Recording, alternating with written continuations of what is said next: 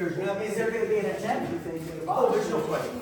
There is no question. In fact, yeah, you're absolutely right. Yeah. You're spot on. There's no question that they're gonna do that. Now, the adjudicator is the AG. You know, why in the world is the adjudicator? I mean, you know. But that's the adjudicator. So to me, 25% is half of 50, so it's not even close. You know, that's the way I see it. Now, I also know, and this is why I talk about tax reform and not tax relief. Okay, tax relief is all this piecemeal exemptions that we have. I mean, you can get a doggone relief anymore. Tax relief, you have a sick cat and can't make it work, right? But I mean, just about everything, right? We need reform. Okay, so as we look at that, we've had legislators across the state that we thought would be in our court. We thought would be in our court that we're saying what we're doing is unconstitutional. And I will tell you this, if it turns out that somehow it is, everybody in the LSO needs to be fired.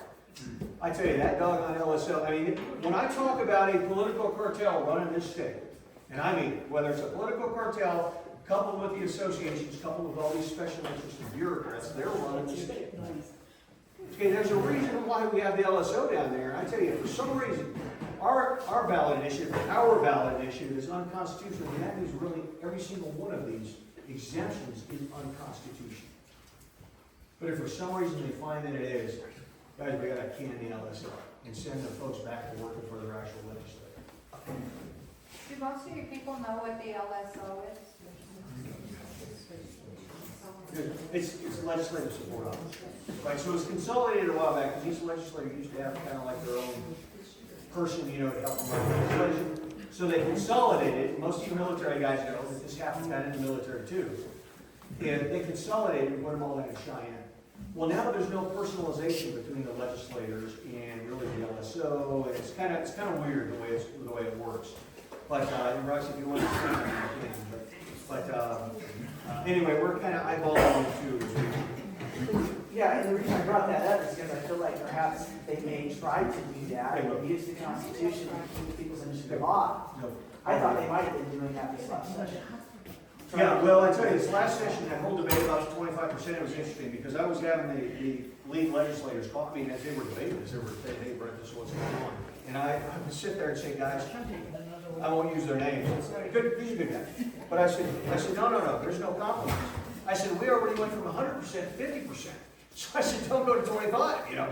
And of course they did. You know, we did not want an appropriation because that's a backfill. It's kind of like these ESAs. That's one reason why the ESAs failed. Okay, because there was an appropriation to it. It's like, wait, there should be no appropriation to that. That's a different story, folks. If you, I don't want to go down that road, but I tell you, I'm real hot on these mill levies that get laid on folks that don't put their kids in public schools. Okay, I really don't think they should be paying those at all. But anyway, it's there's going to be a full court press to do it. There's no question, Joseph, you're spot on. And I think we just have to dispel that, guys. And the thing is we cannot be afraid. Okay, we can't. Okay, these people, there's some nasty narratives out there. People have been really nasty to me.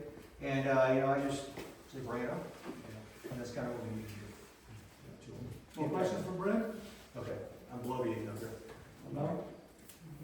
I think in that school voucher case, the judge brought up that violated Article 3, Section 36 of the Constitution, which is you're not supposed to give public money to private groups.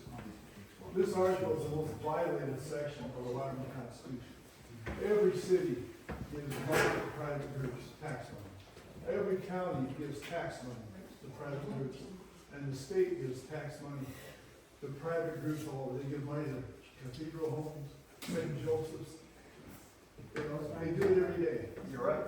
And I tell you, you know, public-private partnerships have been around for a while. Well, when they first, you know, this came out before I was around.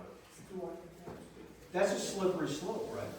They were trying to do this in Fremont County with the asset sales tax.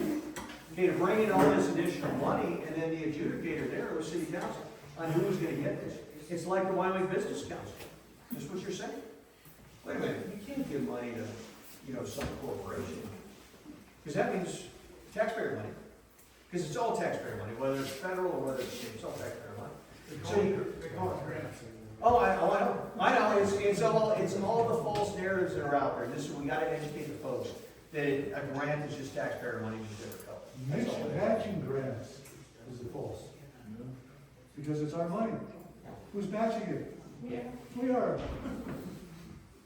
Exactly, so, and I tell you guys, there's a lot of work that needs to be done, and it's gonna take all the warrior patriots to make it happen. I mean, we gotta act like warriors, because we know it's finite. So anyway, thank you guys very much, I appreciate it.